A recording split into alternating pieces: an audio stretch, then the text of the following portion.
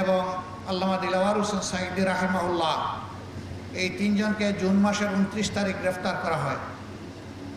তাদের অপরাধ, তারা নাকি ইসলাম ধর্মের অবমাননা করেছেন। আফসোস, ইসলামের জন্য আজীবন যারা লড়াই করলেন, যাদের অনুসারীরা এখনও লড়াই করে যাচ্ছেন, যাদের অনুসারীরা জেল জুলুম শাহাদত কবুল করেছেন, তাদেরকেই অপবাদ দেওয়া হলো তারা ধর্মের অবমাননা করেছেন। এরপরে তাদের বিরুদ্ধে আরও মিথ্যা অভিযোগ, জঘন্য অভিযোগ আনা হলো 71 সালকে কেন্দ্র করে, এবং সাজানো পাতানো মিথ্যা অভিযোগ ট্রাইব্যুনাল করে, মিথ্যা সাক্ষী জোগাড় করে তারা বিচারের নামে চরম প্রহসন করে এদেশের সবচেয়ে সম্মানিত, সবচেয়ে পরিচ্ছন্ন, সবচেয়ে সৎ, সবচেয়ে দক্ষ নেতৃবৃন্দকে ঠান্ডা মাথায় হত্যা করলেন।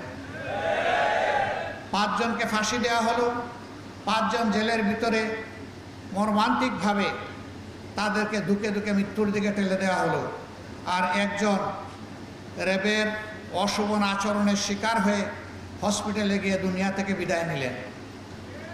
এক এক করে প্রিয় সংগঠন 11 জন শীর্ষ দায়িত্বশীলকে হারালো। তার পাশাপাশি তাদের রক্ত পান করেই তারা ক্ষান্ত হলো না, বরঞ্চ দেশের প্রত্যেকটি জনপদে আমাদের শত শত ভাই বোনকে হত্যা করা হলো। মহান মনিবের দরবারে দোয়া করি আল্লাহ তাআলা এই জুলুমের শিকার হয়ে দুনিয়া থেকে বিদায় নেওয়া আমাদের সব কয়টি কলিজার টুকরা ভাই বোনকে মুহাক্কিক শহীদ হিসাবে কবুল করুন। সম্মানিত ভাই বন্ধুগণ, তাদের শাসনামলের নাম করা নাম কাড়া শাসনামলে হুঙ্কার ধমকি, জনগণের উপর অত্যাচারের স্টিম রোলার, খুন ধর্ষণ, গুম লুণ্ঠন, অপরাধ জগৎ তারা গড়ে তুলেছিলেন। তারা রাষ্ট্রযন্ত্রকে বিকল করে অচল করে দিয়েছিলেন, রাষ্ট্রের সবগুলা সাংবিধানিক প্রতিষ্ঠান ধ্বংস করেছিলেন। এক ব্যক্তির ইশারায় রাষ্ট্রকে উঠতে হবে, বসতে হবে সেই পর্যায়ে নিয়ে গিয়েছিলেন। একটা দল ছাড়া সকল দলের অস্তিত্ব ধ্বংস করার জন্য উঠে পড়ে লেগেছিলেন। শুধু জামাতে ইসলামী নয়, তার সাথে অন্যান্য বিরোধী দলকে আঘাত করা হয়েছে, তাদেরও নেতা কর্মীদেরকে খুন করা হয়েছে, তাদেরও নেতা কর্মীদেরকে গুম করা হয়েছে, তাদের সম্পদের উপর আঘাত দেওয়া হয়েছে। তবে ব্যতিক্রম জামাত ইসলামী 3টা দিক থেকে। প্রথম ব্যতিক্রম হচ্ছে জামাত ইসলামীর শীর্ষ যে 11 জন নেতা 1-2 ক্রমিক থেকে 11 পর্যন্ত চলে গেলেন, এই বিপদ অন্য কোনো দলের জন্য আসেনি। দ্বিতীয় ব্যতিক্রম হচ্ছে একমাত্র দল যেই দলের নেতৃবৃন্দের ঘর বাড়ি ধ্বংস করার জন্য তৎকালীন জুলুমবাজ সরকার তারা বুলডোজার চালিয়েছিল। অন্য কারো ঘর বাড়ি ভাঙ্গার জন্য তারা বুলডোজার ব্যবহার করে নাই। তৃতীয় ব্যতিক্রম হলো ছাত্র জনতার অভূতপূর্ব এই আন্দোলনের সময় দিশাহারা হয়ে এই সরকার জামাত ইসলামীকে নিষিদ্ধ ঘোষণা করে এবং তার সাথে ইসলামী ছাত্র শিবিরকেও নিষিদ্ধ ঘোষণা করে। অসৎ উদ্দেশ্য নিয়েই তারা এটা করেছিল যে এই সময় এই কাজ করলে জামাতে ইসলামী ছাত্র শিবির বিক্ষোভে ফেটে পড়বে আর তারাও তাদের সর্বশক্তি নিয়ে আকাশ পাতাল সব দিক থেকে ঝাঁপিয়ে পড়বে। আন্দোলনের গতিপথ পরিবর্তন হয়ে যাবে, ছাত্র জনতার এই আন্দোলন ব্যর্থতায় পর্যবসিত হবে। জামাত তাদের পাতা ফাঁদে পা দেয়নি। আমরা তাদের এই চাতুর্য ধূর্ততা বুঝতে পেরেছিলাম। আমরা আল্লাহ তাআলার কাছে আশ্রয় চেয়েছিলাম, আমরা আল্লাহ তাআলার কাছে তৌফিক চেয়েছিলাম। আল্লাহ যেন এই আঘাত আমাদেরকে ধৈর্য ধরে সহ্য করার তৌফিক দান করেন। মহান রবের দরবারে শুকরিয়া আদায় করি যে কোথাও এত বড় আঘাত আসার পরে আমরা সামান্য একটা চিৎকারও দেইনি। আলহামদুলিল্লাহ, তাদের ষড়যন্ত্র ব্যর্থ হয়েছে। 26 দিনের মাথায় আমরা আবার আমাদের এই অধিকার ফিরে পেয়েছি। আল্লাহ তাআলা শুকরিয়া আদায় করি। এই ফিরে পাওয়ার পরে আমরা উল্লাসে ফেটে পড়িনি, বরঞ্চ আমরা সেই মহান মনিবের দরবারে সুজুদে নিজেদের মাথাকে আমরা নুয়ে দিয়েছিলাম, যিনি আমাদেরকে আমাদের অধিকার আমাদের কাছে ফিরিয়ে দিয়েছেন এবং আমাদের উপর যে জুলুম করা হয়েছিল সেই জুলুমের পর্দা আল্লাহ তাআলা নিজেই ছিঁড়ে ফেলেছেন।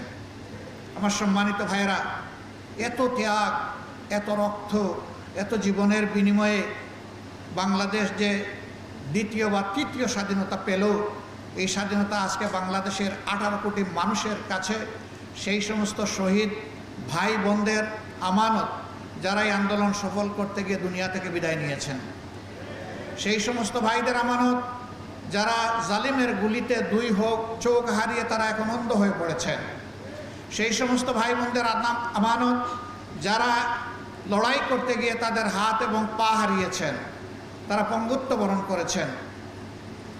আপামর জনতার এই আমানত আমাদেরকে বহন করতে হবে এবং তার প্রতি সম্মান দেখাতে হবে। বর্তমানে যে সরকার আছে, জনগণই তাদেরকে এই দায়িত্ব দিয়েছে।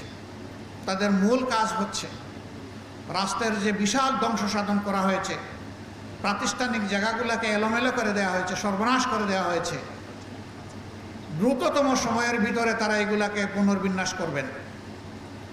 নির্বাচনের জন্য একটা অনুকূল পরিবেশ তৈরি করবেন। যখনই অনুকূল পরিবেশ তৈরি হয়ে যাবে, তখন একটি অর্থবহ, গ্রহণযোগ্য, সুষ্ঠু নির্বাচন জাতিকে উপহার দিয়ে তারা আবার তাদের স্ব কর্তব্যের জায়গায় চলে যাবে। আমরা সেই দিনের অপেক্ষায় আছি। আমরা তাদেরকে সঙ্গত সময় দেওয়ার পক্ষে। এই কাজগুলা করার জন্য যেটুকু মিনিমাম সময় প্রয়োজন, সেই সময় আমরা তাদেরকে দেওয়ার পক্ষে। আমরা এই কথা বারবার উচ্চারণ করেছি। সেই সাথে আমাদের আকাশ এখনো কালো মেঘ মুক্ত হয়নি। এখনো বাংলাদেশের আকাশে শকুনের ঘোরাঘুরি চলছে। এই ব্যাপারে আমরা যেন আত্মতৃপ্তিতে না ভুগি যে আমরা বোধহয় পরিপূর্ণ সফলতা বা বিজয় পেয়ে গিয়েছি। বাংলাদেশের মানুষকে হয়তো আরও অনেক ত্যাগ স্বীকার করতে হবে। আল্লাহ তাআলার কাছে দোয়া করি, সকল ত্যাগের বিনিময়ে আমাদের দেশটাকে যেন আল্লাহ তাআলা পরিচ্ছন্ন করে দেন, আল্লাহ তাআলা যেন জুলুম মুক্ত করে দেন, আল্লাহ যেন ন্যায় এবং ইনসাফের ভিত্তিতে একটা সমাজ বিনির্মাণের তৌফিক এই জাতিকে দান করেন। যে দলই ক্ষমতায় আসে, তারা যেন এদেশের প্রত্যেকটি মানুষের আমানতের প্রতি সম্মান প্রদর্শন করে। আমাদের যুব সমাজ, ছাত্র, তরুণ এবং সমস্ত মানুষ একটাই স্লোগান তখন বারবার দিচ্ছিল, উই ওয়ান্ট জাস্টিস। এই সামাজিক সুবিচারটা বাংলাদেশের জনগণ একেবারেই পায়নি, বঞ্চিত।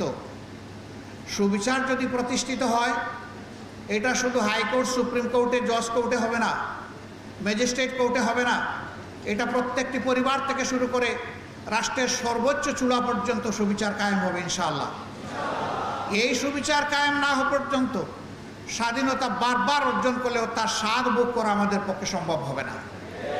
এই জন্য সুবিচারের এই বীজতলা তৈরি করা এখন এই জাতির দায়িত্ব। যারা এখন সরকার পরিচালনায় আছেন, আমরা যারা রাজনীতির মাঠে আছি, আপনারা যারা বিভিন্ন পেশায় নিয়োজিত আছেন, এই জায়গাটা তৈরি করা এখন সমন্বিতভাবে আমাদের সকলের দায়িত্ব। এই জন্যে সমাজের অতি গুরুত্বপূর্ণ একটি স্তম্ভ হচ্ছে সাংবাদিকতার জগৎ। সাংবাদিকরা হচ্ছেন ওয়াচডগ।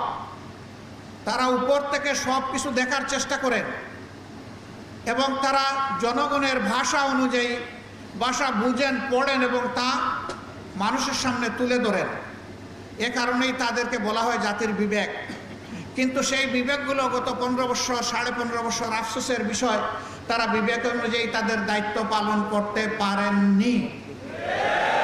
তাদের উপরে অত্যাচারের খড়গ নেমে এসেছে, সাংবাদিকদেরকে হত্যা করা হয়েছে, সামান্য একটি স্ট্যাটাস অথবা একটি রিপোর্ট ছাপার অভিযোগে তাদেরকে টেনে হেঁচড়ে জেলে নেওয়া হয়েছে, জাতির বিবেককে কারাবন্দী করা হয়েছে, তাদেরকে হুমকি ধমকির মধ্যে রাখা হয়েছে, অদৃশ্য উপরের নির্দেশের কথা বলে তাদের কলমকে অচল করে দেওয়া হয়েছে, তাদের মুখে এক ধরনের তালা ঝুলিয়ে দেওয়া হয়েছিল। 5 তারিখের পর থেকে হাতের কলম মুক্ত হয়েছে, মুখের তালাও সরে গিয়েছে। আমরা চাই এইটা যেন, এই মুক্তি এবং তালা সরে দেওয়া, এটা যেন চিরদিনের জন্য হয়। আপনাদেরকে বলা হয় সমাজের দর্পণ। আয়না কখনো কোনো কিছুকে বাড়িয়ে দেখায় না, আবার কোনো কিছু হাইডও করে না, গোপনও করে না, যা আছে তাই তুলে ধরে। অনেক সংবাদপত্র সংবাদের নামে, নিউজের নামে নিজেদের ভিউজ তুলে দেন, তার ভিতরে যা খেলে যে চিন্তা, তিনি যা চান সেইটা নিউজের নামে চালায় দেন, এটা আসলে জনগণের জন্য, সমাজের জন্য কল্যাণকর নয়। আপনি নিউজের জায়গায় নিউজটা দেন, ভিউজের জায়গায় আপনি ভিউজটা লেখেন, তাতে কোনো সমস্যা নেই। জনগণ আপনার ভিউজ যদি কবুল করে আমাদের কোনো আপত্তি নেই। এই জায়গায়ও আমাদেরকে ফেয়ার স্ট্যান্ডার্ড এস্টাবলিশ করতে হবে। এই জায়গাটা যদি পরিচ্ছন্ন হয়, আমাদের বিচারাঙ্গন যদি পরিচ্ছন্ন হয়, তাহলে বাংলাদেশের মানুষের বেশিরভাগ ক্ষেত্রে মুক্তি অর্জিত হবে ইনশাআল্লাহ। অতএব এই দুই স্তম্ভকে আমাদের শক্তিশালী করতে হবে সকল কিছুর বিনিময়ে। ধরেন আল্লাহর ফয়সালার ব্যাপার, কে ক্ষমতায় যাবে না যাবে, অন্যের দায়িত্ব নিয়ে আমরা কথা বলতে পারি না, এ অধিকার আমাদের নেই। আমরা আমাদের দায়িত্ব নিয়ে কথা বলবো। এ কাজের জন্য যদি রাব্বুল আলামিন আমাদেরকে কবুল করেন, জনগণের হাত যদি আমাদের দিকে সম্প্রসারিত হয়, আমরা আপনাদেরকে কথা দিচ্ছি, আমরা আপনাদেরকে আহ্বান জানাচ্ছি, সেই দিন আপনারা যা বুঝেন আপনারা স্পষ্ট কণ্ঠে বলবেন, মুক্ত হাতে লিখবেন, আমাদের তীর্যক সমালোচনা করবেন এবং দেশাত্মবোধ নিয়ে আপনারা সেই সমালোচনা করবেন। আমরা সেই সমালোচনাকে আমরা আহ্বান জানাই, আমরা ওয়েলকাম করি। আমরা চাই না একটা বুবা জাতি তৈরি হোক, আমরা চাই না একচোখা একটা জাতি তৈরি হোক, আমরা চাই একটা চক্ষুষ্মান জাতি যেন আমরা আগামী দিনে দেখতে পাই। তরুণ ছাত্র বন্ধুদের প্রতি আমাদের অনুরোধ, তোমাদের বিশাল একটা কাজ তোমরা আমাদেরকে করে দিয়েছো, আমরা এই জাতি চিরদিন তোমাদের কাছে ঋণী থাকবো ইনশাআল্লাহ।